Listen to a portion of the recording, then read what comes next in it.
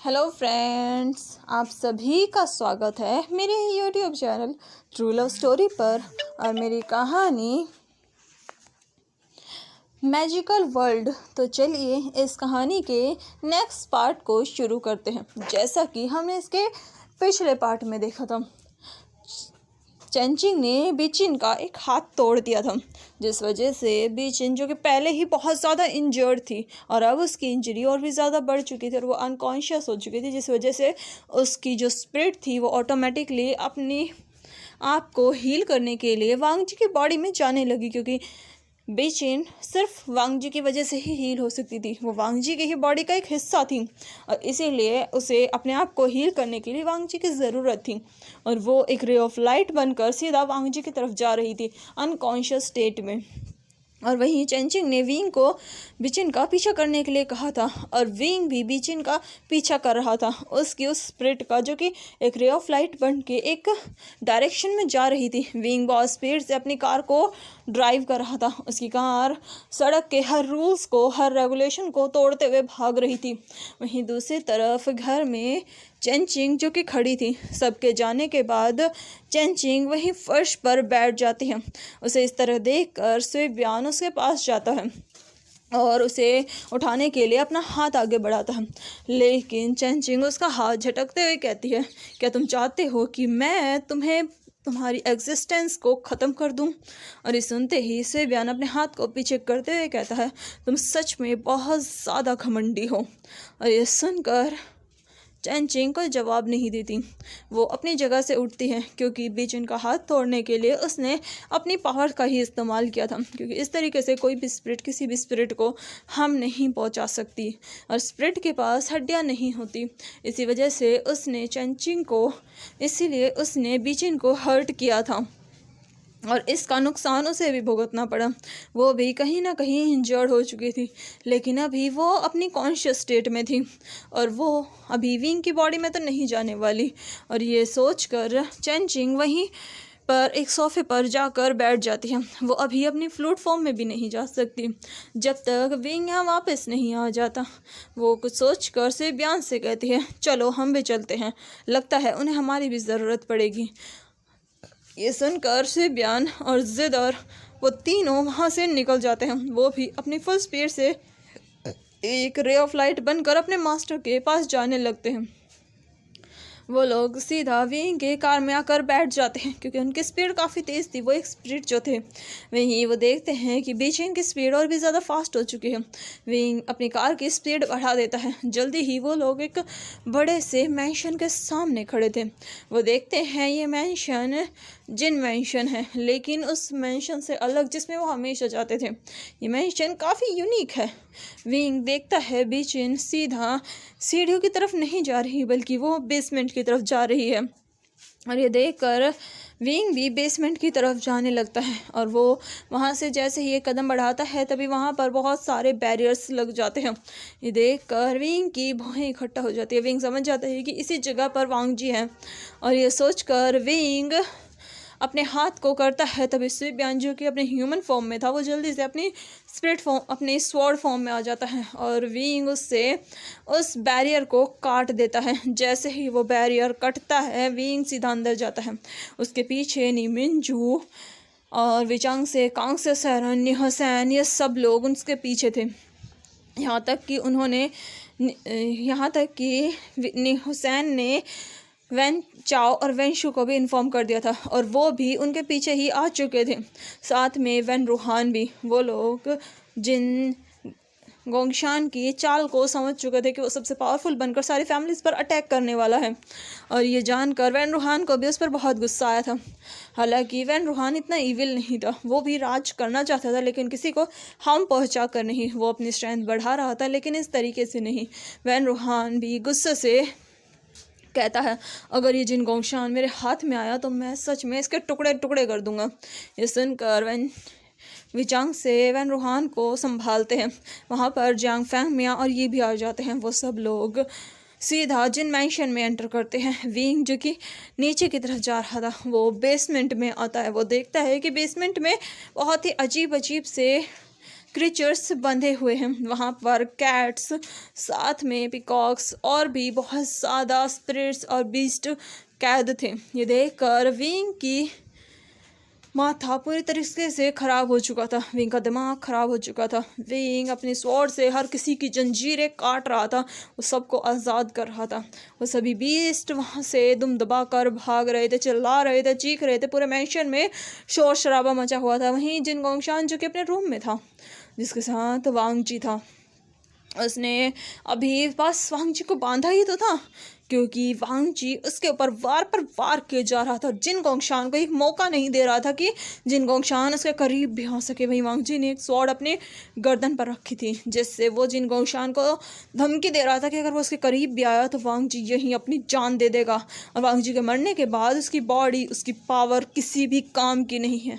वहीं जिन गोंगशान ये सुनकर हंसते हुए कहता है, अगर तुमने खुद को मार भी दिया तो मैं तुम्हारा दिल निकाल लूँगा, और तुम्हारा दिल मेरे लिए बहुत काम की चीज़ होगा, क्योंकि तुम्हारी पावर्स कहीं ना कहीं तुम्हारे दिल में ही है।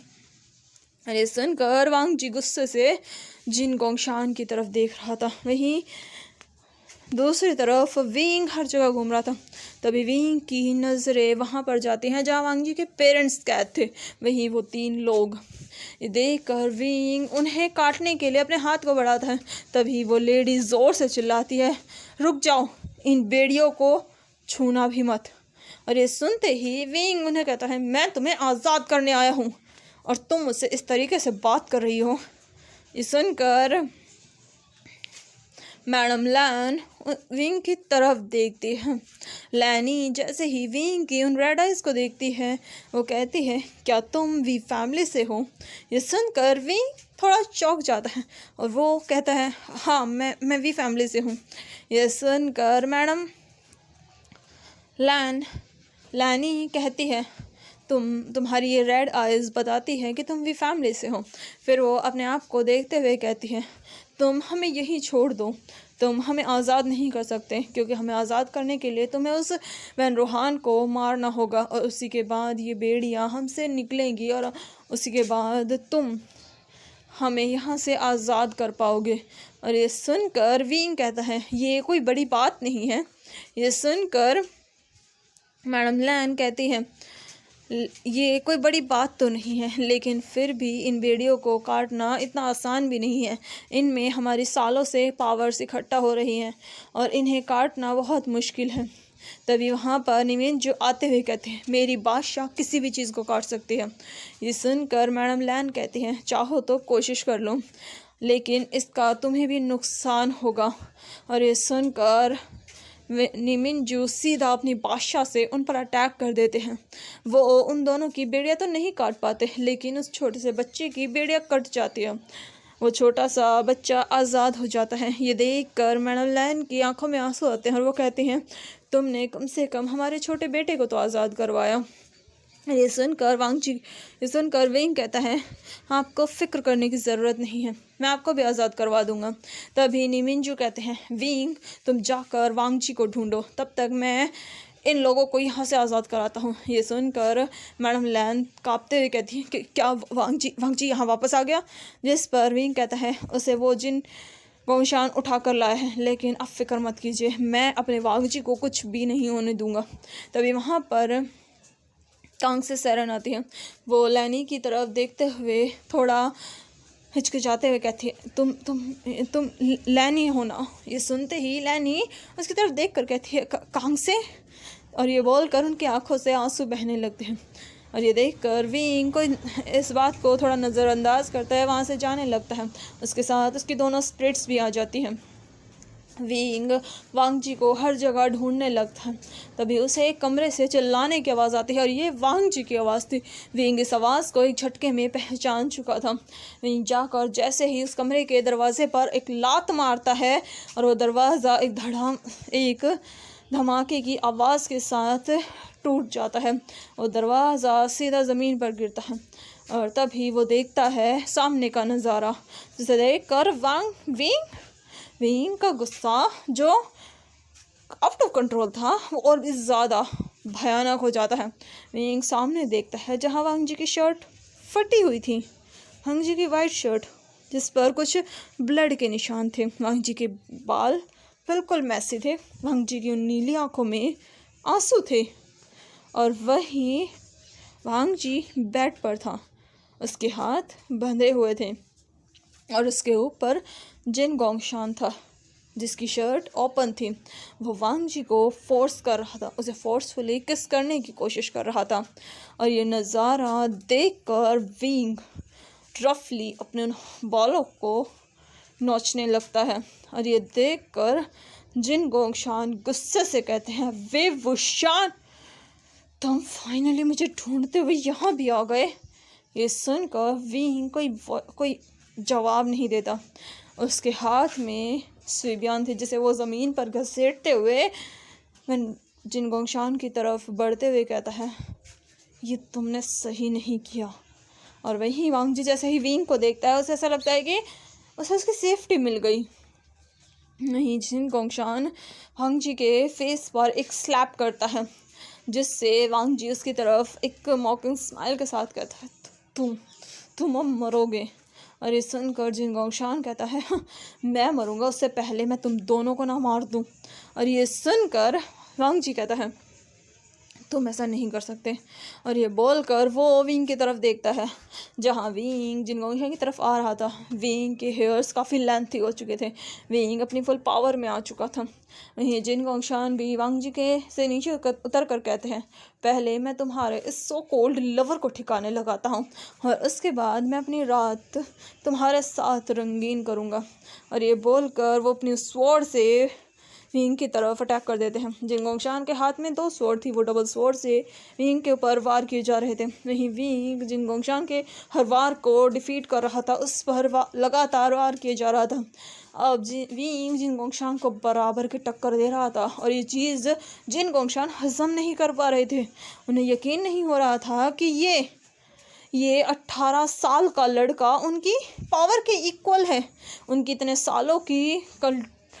सालों की मैजिकल पावर इस 18 साल के लड़के के आगे फीकी पड़ रही है। ये इम्पॉसिबल है। वो विंग की तरफ गुस्से से देखते हुए अनबिलीवेबल आइज से कहते हैं, ये नहीं हो सकता। तुम अभी मेरे सामने बच्चे हो और तुम मुझे डिफीट नहीं कर सकते। और ये सुनकर विंग जिन गोंगशान की उस गर्दन को पकड़ कर कहता है, क्या कहा तुमने? मैं तुम्हें डिफीट नहीं कर सकता, मैं तुम्हें इसी जगह इसी कब्रिस्तान में गाड़ दूंगा।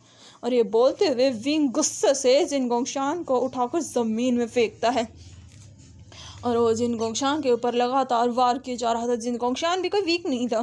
फिर जिन गोंगशान फॉक्स की एक टेक्निक का इस्तेमाल करता है, जहाँ वो अपने बहुत सारे क्लोन बना लेता है, और जिन गोंगशान एक साथ 18 क्लोन से विंग पर अटैक करता है।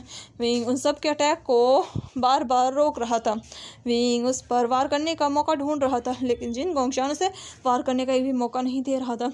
वहीं इस मौके का फ़ायदा उठाकर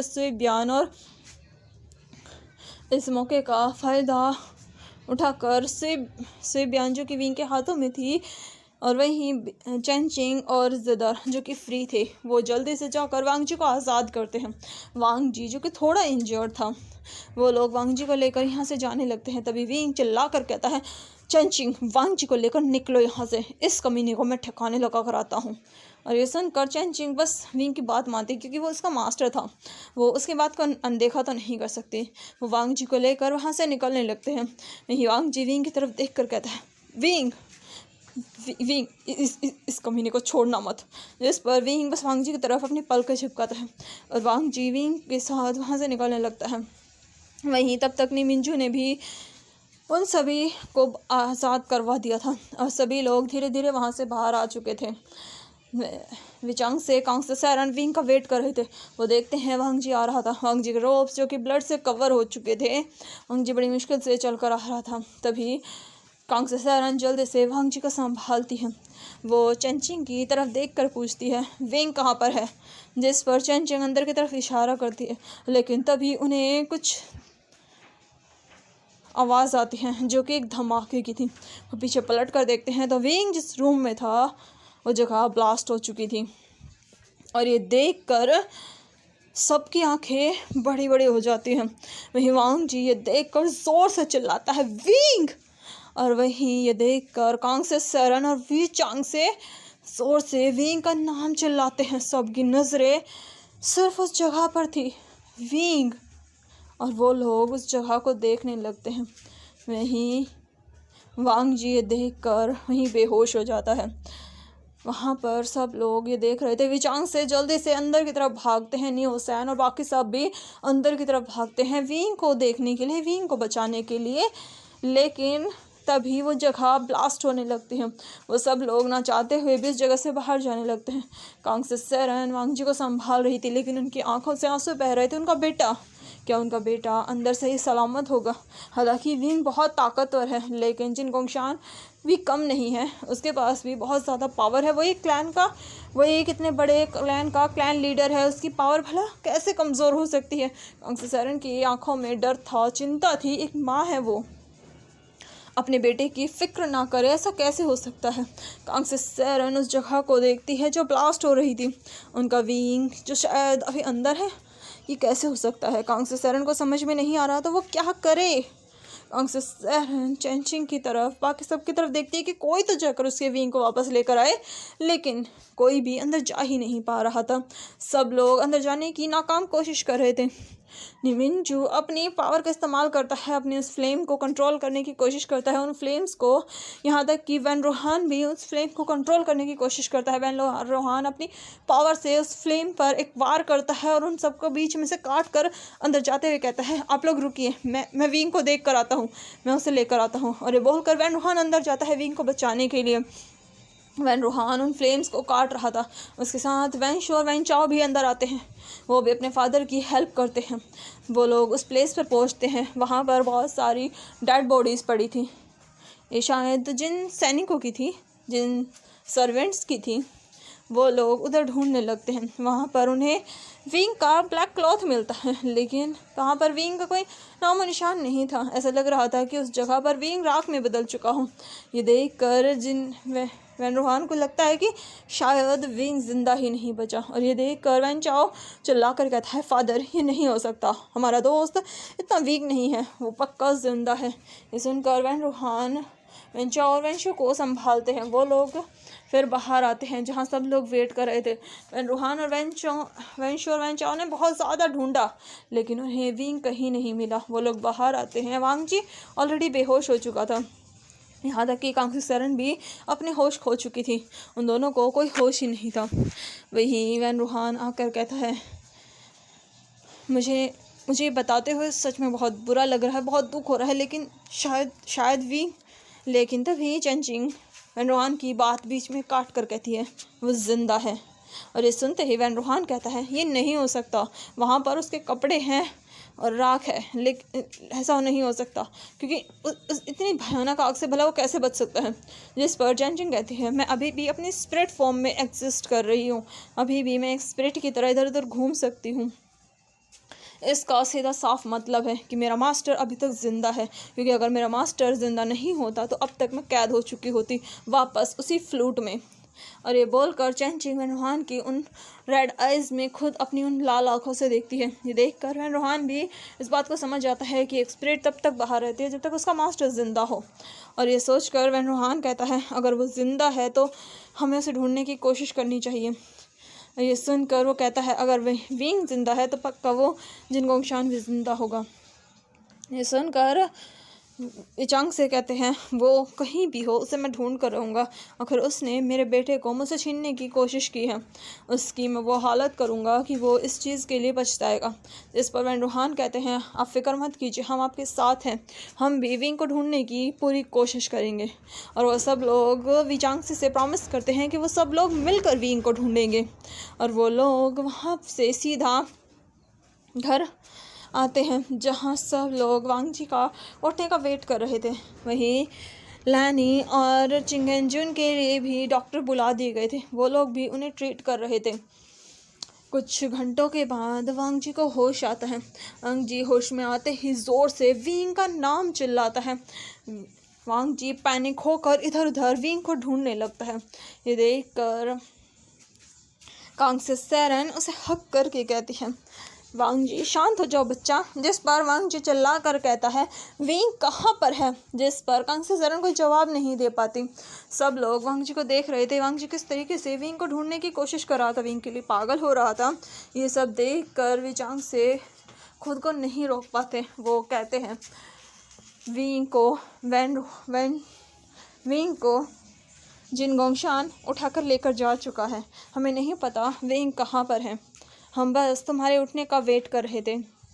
ये सुनकर वांग जी चिल्ला कर कहता है आप लोग मेरे उठने का वेट क्यों कर रहे थे, आप लोगों को विंग को ढूंढना चाहिए, आखिर कहाँ पर है विंग। अरे बोलते हुए वांग जी का गला भर आया था, क्योंकि विंग को खोने का डर अब उससे भी होने लगा था। अब वांग जी को एहसास हो चुका था कि वो विंग से प्यार करता है, और ये चीज़ वो विंग को बताना चाहता था। विंग से दूर होकर उसे एहसास हुआ था कि विंग उसके लिए क्या है, और अब वो विंग को ढूंढना चाहता था, विंग से अपने प्यार का इजहार करना चाहता था। वो वैन रूहान को देखता और कहता है अंकल रूहान, मैंने सुना है कि आप बहुत ज़्यादा पावरफुल हैं, आपकी पावर का कोई मुकाबला नहीं है, आप डार्क कल्टीवेशन में सबसे बड़े मास्टर हैं, प्लीज़ मेरे विंग को ढूंढिए। ये सुनकर वैन रूहान वांग जी के सर को सहला कर कहते हैं बेटा तुम फिक्र मत करो, हम अपनी पूरी कोशिश करेंगे विंग को ढूंढने की, और हमने उसे ढूंढने के लिए अपने लोग भेज दिए हैं, और हमें अभी तक वैसे तो विंग का कुछ पता नहीं चला है, लेकिन तुम फिक्र मत करो, हम विंग को ढूंढ लेंगे। और वांग जी जो कि विंग के बारे में सोच कर परेशान हो रहा था, तभी वांग जी की नज़र चेंचिंग पर जाती है, और वो उसे देख कर कहता है क्या तुम विंग को ढूंढ सकती हो, क्योंकि तुम उसकी स्पिरिट हो। एक स्पिरिट को वो अपने साथ लेकर जा चुका है, लेकिन जितना मुझे पता है स्पिरिट का और मास्टर का कनेक्शन होता है, तो क्या तुम विंग को ढूंढ सकती हो। जिस पर चेंचिंग कहती है मैं सिर्फ तुम्हारे उठने तक का वेट कर रही थी। ये सुनकर वांग जी कहता है मतलब तुम उसे ढूंढ सकती हो। जिस पर चेंचिंग कहती है हाँ मैं उसे ढूंढ सकती हूँ, लेकिन उसके लिए मुझे कुछ चाहिए। और ये सुनकर वांग जी जल्दी से बेड से उठता है। कांग्से सरण उसे संभालती है, लेकिन वांग जी सीधा उसके पास आकर कहता है तुम्हें क्या चाहिए, मैं तुम्हें सब कुछ ला कर दूंगा, बस तुम विंग को ढूंढो।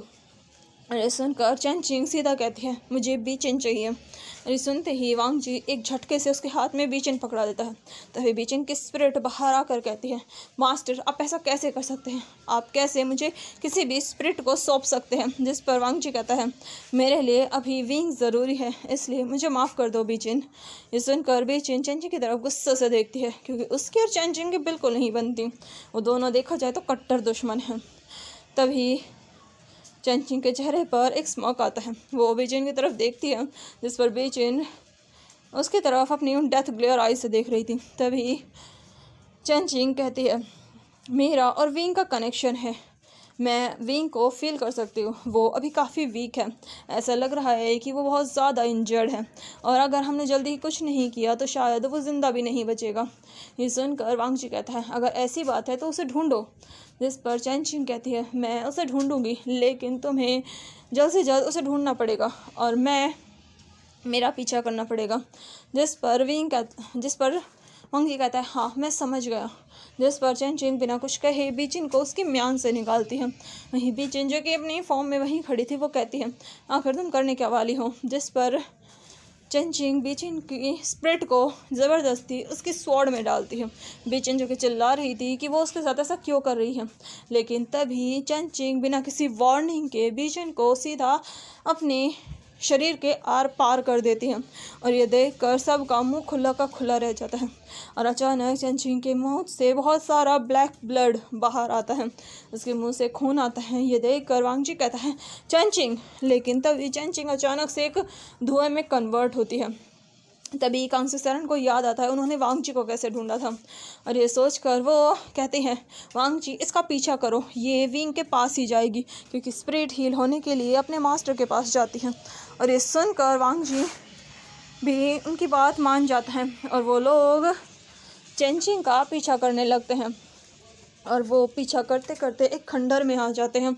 ये जगह काफ़ी पुरानी थी। इसे देखकर विचांग से कहते हैं ये तो पुराना जिन पैलेस है। ये सुनकर वांग जी कहता है हमें विंग को ढूंढना होगा। तभी उन्हें चेंचिंग की स्पिरिट दिखती है जो कि वहाँ एक बैरियर के सामने खड़ी थी, जैसे कि वो अंदर जाने की नाकाम कोशिश कर रही हो। वो धीरे धीरे कमज़ोर हो रही थी। ये देखकर वांग जी एक वार से उस बैरियर को तोड़ देता है। चेंचिंग अंदर की तरफ भागने लगती है और वांग जी उसके पीछे जाता है। रास्ते में आने वाले हर इंसान को वो लोग मार रहे थे, क्योंकि वांग जी के साथ वांग जी अकेला नहीं आया था, उसके साथ सारे क्लैंस के सभी क्लैन लीडर्स थे। वो लोग विंग को ढूंढ रहे थे। थोड़ी ही देर में वांग जी उस जगह पहुंच जाता है जहां विंग था। विंग जंजीरों से बंधा हुआ था और वहीं उसके अंदर से जिन गौशान पावर्स निकाल रहा था खुद को हील करने के लिए। वो विंग की पावर्स को कुछ बेड़ियों की मदद से अपने अंदर ऑब्जर्व कर रहा था और यह देखकर वांग जी का गुस्सा आउट ऑफ कंट्रोल हो जाता है। वहीं वैन रूहान भी जब ये देखता है उसे भी उसकी ये चाल बहुत घटिया लगती है। वैन रूहान अपनी स्वॉर्ड का इस्तेमाल करता है और सीधा खुद जिन गोंगशान से लड़ने लगता है। उसके साथ नी मिंजू और बाकी सब भी जिन गोंगशान से लड़ने लगते हैं। जिन गोंगशान के ऊपर सब लोग वार कर रहे थे। तब तक वांग जी जाकर विंग को उन बेड़ियों से आज़ाद करता है। वो विंग को उन बेड़ियों से आज़ाद करके अपनी उन बाहों में संभालता है। विंग जो कि काफ़ी वीक फील कर रहा था, वो अपनी उन आधी खुली आंखों से वांग जी की तरफ देखता है। विंग बहुत ज़्यादा इंजर्ड था। ये देख कर वांग जी को विंग की फिक्र हो रही थी। वांग जी विंग को संभालता है, उसे संभालने की कोशिश करता है। ये सब देख कर विंग के होठों पर एक स्माइल आती है। वांग जी विंग को मुस्कुराता देख कर कहता है तुम एक इडियट हो। अरे सुनकर विंग थोड़ा मुस्कुरा कर कहता है मैं तुम्हारा इडियट हूँ। विंग की वॉइस काफ़ी वीक हो चुकी थी। विंग की ये वॉइस सुनकर वांग जी चिल्ला कर कहता है वी वुशान, जिस पर विंग को जवाब नहीं देता। लेकिन तभी उसके अंदर चेंचिंग की स्पिरिट आ जाती है। स्पिरिट विंग की बॉडी में ही समा जाती है। विंग ये फील करके उसकी आंखें बड़ी होती हैं और वो वांग जी की तरफ देखकर कहता है क्या चेंचिंग ने, जिस पर वांग जी को जवाब नहीं देता। तब तक विंग भी वहीं बेहोश हो जाता है, क्योंकि अचानक से एक स्पिरिट के अंदर आने से विंग थोड़ा वीक फील करने लगा था। विंग के बेहोश होते ही वांग जी उसे अपनी बाहों में कैद करता है, उसे अपनी बाहों में उठाता है और बाहर ले जाने लगता है, जो देख कर बाकी सब वांग जी को जाने देते हैं। वांग जी बाहर आता है कार में, विंग को आराम से लेटाता है। उसके साथ उसकी स्वॉर्ड और बाकी सभी स्पिरिट्स भी थी। वो लोग सीधा वापस वी मैंशन आते हैं। वांग जी विंग को आराम से बेड पर लेटाता है। विंग जो कि काफ़ी वीक फील कर रहा था, विंग अपनी उन आँखों को बंद कर लेता है। विंग को सोता देख कर वांग जी राहत की सांस लेता है। वो डर गया था अगर विंग को कुछ हो जाता तो। वांग जी ये सोच कर ही अंदर तक काँप उठा था। वो डॉक्टर को बुलाते हैं, जहाँ डॉक्टर विंग को चेक करते हैं, उसकी हर इंजरी को हील करते हैं। वांग जी एक पल के लिए भी विंग को नहीं छोड़ता। वो तो विंग से ऐसे चिपक कर बैठा हुआ था जैसे अगर वो हिला तो पता नहीं विंग के साथ क्या हो जाएगा। ये देख कर सबके होठों पर एक स्माइल थी। वहीं वैन रूहान और बाकी सब ने मिलकर जिन गोंगशान को जान से मार दिया था। साथ साथ उन्होंने जिन का नाम और निशान ख़त्म कर दिया था। लेकिन जिन ज़िशुआन जो कि इतना बुरा इंसान नहीं था, उसने अपने फादर के क्राइम में कोई भी सपोर्ट नहीं किया। उसे तो इन सब के बारे में पता ही नहीं था। और वहीं जिन मेंग्याओ भी इन सब से अलग था, इसलिए इन दोनों जिन्स को अलग कर दिया जाता है। ये दोनों भाई अपनी नॉर्मल लाइफ जीते हैं, जहाँ जिन जिशुआन की मैरिज जियांग यानली से फिक्स हो चुकी थी बहुत पहले ही, इसीलिए उसे जियांग यानली एक्सेप्ट कर लेती है। वहीं विंग जो कि होश में आ चुका था, विंग आराम से अपने बेड पर ठेस लगाकर बैठा हुआ था। वांग जी अपने हाथों से उसे सूप पिला रहा था। सभी लोग उनके इस प्यार को देखकर काफ़ी खुश थे। वांग जी विंग को सूप पिला रहा था और विंग बस एक टक वांग जी को देखे जा रहा था। वांग जी के बाल जो कि बार बार उसकी उन आँखों पर आ रहे थे, विंग उन्हें अपने हाथों से हटा रहा था। वांग जी विंग से गुस्सा था, क्योंकि विंग ने अपनी जान की परवाह नहीं की उसे बचाते हुए, और ये चीज़ वांग जी को गुस्सा दिला रही थी, इसलिए उसने विंग से कोई बात ही नहीं की और विंग अपनी इस एंग्री वाइफ को मनाने की कोशिश कर रहा था। विंग वांग जी के उन बालों को संवारते हुए कहता है, लानजान, तुम कब तक मुझसे गुस्सा रहने वाले हो? तुम्हारे ये गुस्सा देखकर मुझे सच में तुम पर और भी प्यार आता है। ये सुनकर वांग जी अपने उन आँखों को छोटा कर विंग को घूरने लगता है। ये देखकर विंग थोड़ा आगे बढ़कर कहता है, लानजान, मुझे ऐसे मत देखो। तुम जब मुझे ऐसे देखते हो तो मुझे तुम पर और भी ज़्यादा प्यार आता है और मेरा मन करता है कि मैं तुम्हें बिना फ्राई के ही खा जाऊं। ये सुनकर वांग जी गुस्से से कहता है, वी वुशान, जिस पर विंग उसके लिप्स पर अपनी फिंगर्स रखकर कहता है, वांग जी, तुम मुझे विंग बुलाओ, कॉल मी विंग। मुझे तुम्हारे मुंह से विंग सुनना अच्छा लगता है, ना कि वुशान। वुशान मुझे बाकी सब बुला सकते हैं, लेकिन तुम सिर्फ मुझे विंग बुलाओगे। ये सुनकर वांग जी चिल्लाकर कहता है, विंग। इस पर विंग कहता है, गुड जॉब, तो मुझे विंग ही बुलाओ। तुम्हारे मुंह से विंग सुनकर सच में बहुत अच्छा लगता है। और ये सुनकर वांग जी के चिक्स हल्के से रेड होते हैं, लेकिन उसका गुस्सा उसका सर चढ़कर बोल रहा था, आखिर ये इंसान खुद को समझता क्या है? ये अपनी जान इस तरीके से कैसे खतरे में डाल सकता है, वो भी सिर्फ वांग जी के लिए? वांग जी ये सब बर्दाश्त नहीं करेगा, बिल्कुल भी नहीं। वांग जी कोई वीक नहीं है, वांग जी बहुत स्ट्रांग है, विंग से भी ज़्यादा। ये सब सोचकर वांग जी विंग की तरफ गुस्से से देखकर कहता है, वी वुशान। जिस पर विंग कहता है, बोलो लानजान, स्वीट हार्ट, तुम जो बोलोगे मैं सब सुनूंगा। और ये सुनकर वांग जी अपने दांत पीसने लगता है। आखिर वो इस इंसान का करे क्या? ये इंसान अपनी स्वीट स्वीट बातों में वांग जी को फंसाता है। वो वांग जी को अपनी इन बातों में फंसा कर उससे कुछ भी करवा सकता है और ये चीज़ वांग जी बहुत अच्छे से जानता है। आखिर वो इसकी इस ट्रिक में तो बिल्कुल नहीं फंसने वाला। वांग जी विंग के उस बाउल को जो कि सूप का था, ख़त्म हो चुका था, उसे साइड में रख कर कहता है, मैं अब वापस अपने होम टाउन जा रहा हूँ। अरे सुनकर विंग की आंखें बड़ी बड़ी हो जाती है और वो कहता है, क्या मतलब तुम अपने होम टाउन जा रहे हो? जिस पर वांग जी कहता है, अब मेरा काम हो चुका है, मैंने अपने पेरेंट्स को ढूंढ लिया है, मुझे मेरी फैमिली वापस मिल चुकी है, तो अब मेरा यहाँ रहने का कोई फ़ायदा नहीं है और इसीलिए हम लोग वापस जा रहे हैं। और ये सुनते ही विंग जो कि बेड पर बैठा हुआ था, वही झटके से उठकर कहता है, तुम कहीं नहीं जा रहे लानजान। जिस पर वांग जी कहता है, मैं जा रहा हूँ विंग, और तुम मुझे रोकने की कोशिश भी मत करना, क्योंकि तुम्हें तो अपनी जान की कोई परवाह ही नहीं है। आखिर मैं ऐसे पर्सन के साथ क्यों रहूं जिसे खुद की ही लाइफ की कोई फिक्र नहीं है? ऐसा पर्सन तो कभी भी मेरी लाइफ को भी रिस्क में डाल सकता है। ये सुनकर विंग कहता है, लानसान, तुम गलत समझ रहे हो, मैंने सिर्फ तुम्हें बचाने के लिए वो सब किया। तुम नहीं जानते कि तुम मेरे लिए कितने इंपॉर्टेंट हो। जब मैंने देखा कि वो जिन गोंगशान किस तरीके से तुम्हें लस्टफुल आइज से देख रहा था, मेरा तो खून ही जल गया। मैं उसे उसी वक्त मार देता, लेकिन फिर मैंने देखा कि तुम वहाँ से जा रहे हो। मैं तुम्हारे पीछे पीछे आया और मैंने देखा कि तुम और वो जिन गोंगशान आपस में लड़ रहे हो।